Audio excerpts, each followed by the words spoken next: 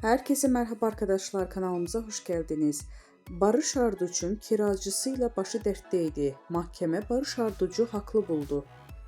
Oyuncu Barış Arduç, kiracısı 3 ay boyunca toplamda 50 bin lira eksik ödeme yaptığı üzerine icraya başvurmuştu. Geçen günlerde görülen duruşmada mahkemede Arduç'u haklı bulundu. Barış Arduç, İstanbul Beşiktaş'ta oturan kiracısıyla geçen yıl mahkemelik oldu. Kiracısının kira bedelinin eksik yaptığını fark eden Arduç bu durumu kiracısına iletmesine rağmen herhangi bir olumlu dönüş alamadı. Oyuncu ardından 50 bin lira icra takibi başlattı. Ancak kiracısı bu takibi itiraz etmesi nedeniyle Barış Arduç İstanbul Sülh Hukuk Mahkemesi'ne itirazını iptali için dava açtı. Arduç mahkemeye sunduğu dilekçede 3 ay boyunca eksik ödeme yapıldığını ifade etti. Kiracısı icra takibini itiraz etmesi üzerine dava açmak zorunda kaldığını belirtti.